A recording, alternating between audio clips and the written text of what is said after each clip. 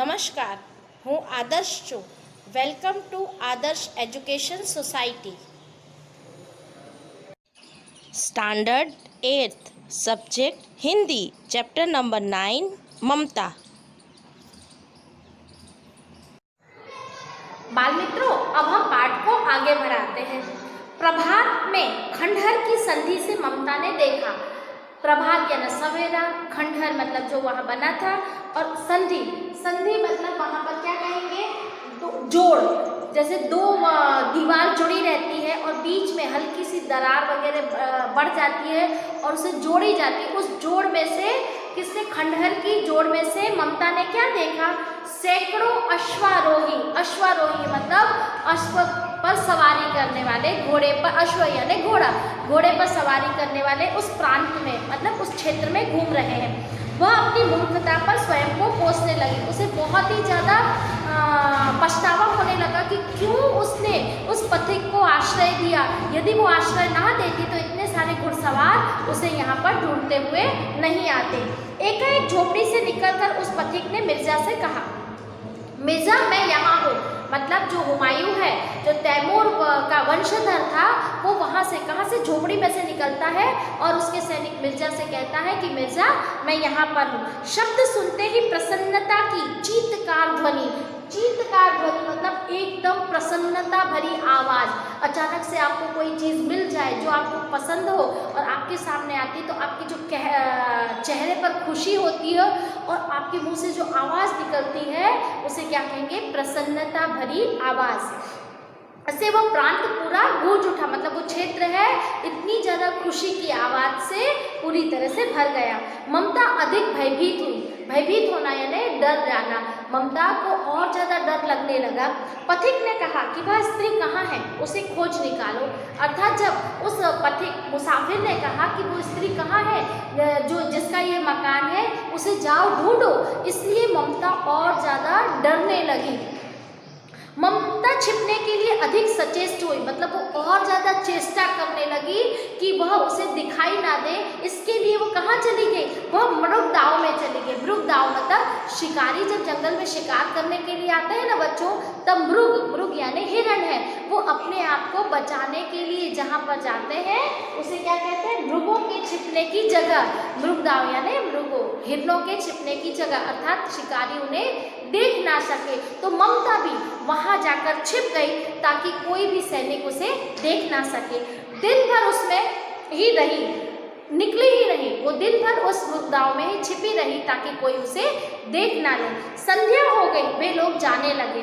ममता ने सुना पथिक घोड़े पर सवार होते हुए कह रहा था, मिर्जा उस स्त्री को मैं कुछ ना दे सका, उसका घर बनवा देना, क्योंकि मैंने विपत्ति में यहाँ विश्राम किया था. विपत्ति यानी मुश्किल के समय मैं यहाँ पर रुका था. विश्राम करना मतलब ठहरना, रुका था. यह स्थान भूलना मत. इसके बाद वो वहाँ से चले गए. अर्थात जब ममता छुपने के लिए मृगदाव में चली गई और निकली ही नहीं और शाम हो गई, और जब शाम को सारे के सारे घुड़सवार है वापस जाने लगे, तब ममता को एक आवाज़ सुनाई दी. वह आवाज़ उस पथिक की थी जो अपने सैनिक मिर्जा से कह रहा था कि मैं उस स्त्री को कुछ भी ना दे पाया. किसके बदले में, उसने मुझे आश्रय दिया था, मुझे रुकने के लिए स्थान दिया था, परंतु मैं उसको कुछ भी नहीं दे पाया हूँ क्योंकि वह स्त्री मुझे मिल ही नहीं रही है. इसलिए मैं तुमसे कहता हूँ कि तुम इस मकान को अच्छे से बनवा देना, इस बात को तुम बिल्कुल भी मत भूलना. ऐसा करके सारे के सारे वहाँ से चले गए. चौसा के मुगल पठान युद्ध. चौसा के मुगल और पठान, चौसा का युद्ध किसके बीच में हुआ था, तो मुगल और पठानों के बीच में हुआ था. यह एक प्रश्न बनेगा बच्चों. बहुत दिन बीत गए. ममता अब 70 वर्ष की वृद्धा हो गई थी, अर्थात बूढ़ी हो गई थी. वृद्धा होना यानी बूढ़ी हो जाना. कितने, 70. 70 मतलब 17 नहीं, कौन सा ये 70, 70 वर्ष की वृद्धा अर्थात बूढ़ी हो गई थी. वह एक दिन अपनी झोपड़ी में पड़ी हुई थी. शीतकाल का प्रभाव था. शीतकाल यानी ठंड का मौसम था, बहुत ज़्यादा ठंड थी. उसका जीर्ण कंकाल, जीर्ण मतलब जर्जर, और कंकाल मतलब शरीर का ढांचा, क्योंकि वो वृद्ध हो गई थी, बहुत ही ज़्यादा बूढ़ी हो गई थी और बिल्कुल कमज़ोर हो गई थी, उसका शरीर एकदम दुर्बल हो गया था। उसके शरीर है कंकाल की भांति, शरीर का ढांचा है कंकाल की भांति दिखाई दे रहा था और उसको बहुत ही ज़्यादा खांसी आ रही थी, मतलब जो झोपड़ी है वो खांसी की आवाज़ से गूंज रही थी। ममता की सेवा के लिए गांव की 2-3 स्त्रियां घेर कर बैठी थी, क्योंकि ममता आजीवन सबके सुख दुख की सहभागिनी रही है। ममता जब बीमार पड़ी, वृद्ध हुई, तब गांव की सारी 2-3 स्त्रियां हैं उसकी सेवा चाकरी करने के लिए आने लगी। उसका कारण था कि जब तक ममता स्वस्थ थी वो हर एक किसी के सुख दुख में हिस्सा बनती थी, लोगों की मदद करती थी।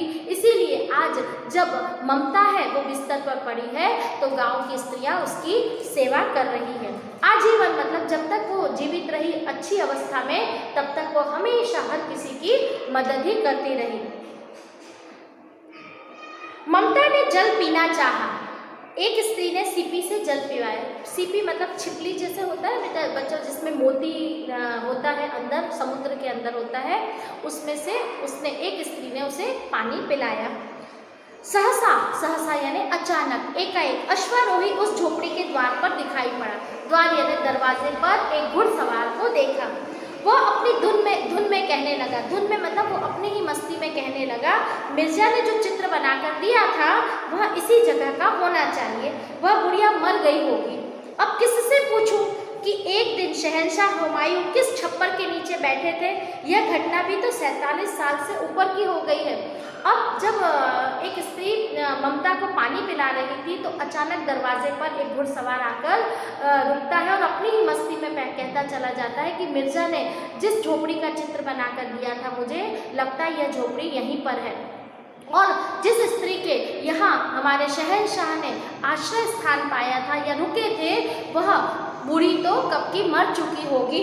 और उन्हें कैसे पता चले कि किस छप्पर यानी छत के नीचे उनके शहंशाह हुमायूं ने विश्राम किया था। अब यह घटना, इस घटना को बीते कितने साल हो चुके थे बच्चों, तो 47 साल यानी 47 वर्ष बीत चुके थे। ममता ने अपने विकल कानों से सुना। उसके पास की स्त्री ने कहा, इसे बुलाओ। अश्वारोही पास आया। ममता ने रुक कर कहा, मैं नहीं जानती वह शहंशाह था या साधारण मुगल, पर एक दिन इसी झोपड़ी के नीचे वह यहाँ रहा था। मैंने सुना था कि इसने मेरा घर बनवाने की आज्ञा दी थी। भगवान ने सुन लिया। आज मैं इसे छोड़ जाती हूँ। अब तुम इसका मकान बनाओ या महल, मैं अपने चिर विश्राम गृह में जाती हूँ। चिर विश्राम गृह मतलब स्वर्ग में हमेशा के लिए उसकी मृत्यु हो जाना।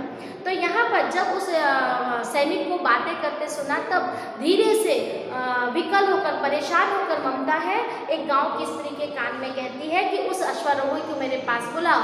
और फिर बाद में ममता कहती है कि हाँ, मैं नहीं जानती कि एक पथिक, वो मुगल था, शहंशाह था या साधारण सैनिक था, उसने इसी छत के नीचे स्थान प्राप्त किया था या आश्रय प्राप्त किया था। हाँ, वो अपने सैनिक से यह कहते, मैंने उससे सुना था कि मिर्जा इसके घर को, इस स्त्री के घर को तुम अवश्य बनवा देना, परंतु आज मेरी ईश्वर ने प्रार्थना सुन ली है। ये वही स्थान है जहाँ पर तुम्हारे शहंशाह रुके हुए थे। तुम अब इस जमीन पर मकान बनाओ या महल खड़ा करो, पर मैं इस स्थान को छोड़कर हमेशा के लिए विश्राम करने के लिए जाती हूँ, अर्थात उसकी मृत्यु हो जाती है।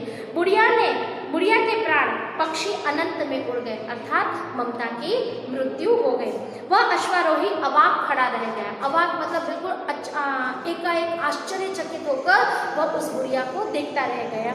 वहाँ एक अष्टकोण मंदिर बनवाया गया, उस पर शिलालेख लगाया गया। शिला यानी बड़ा सा पत्थर, उस पर लिखा गया लेख यानी शिलालेख कहलाता है। उस शिलालेख में क्या लिखा गया कि 7 देशों के नरेश हुमायूं ने यहाँ विश्राम किया था, अर्थात वो जो अष्टकोण मंदिर बनवाया उसके बाहर एक बड़े से पत्थर पर एक लेख लिखा गया था। उस लेख में ये लिखा गया था कि 7 देश के जो नरेश हैं यानी राजा है, हुमायूं ने यहाँ पर आश्रय स्थान लिया था, मतलब वो यहाँ पर रुके थे। उनके पुत्र अकबर ने उनकी स्मृति स्मृति मतलब याद में यह विशाल गगनचुंबी यानी गगन को चूमने वाला मंदिर बनवाया, परंतु उसमें ममता का कहीं भी नामो निशान नहीं था। तो बच्चों, आपको ये कहानी कैसे लगी? मज़ा आया ना सुन के? Thank you for joining us.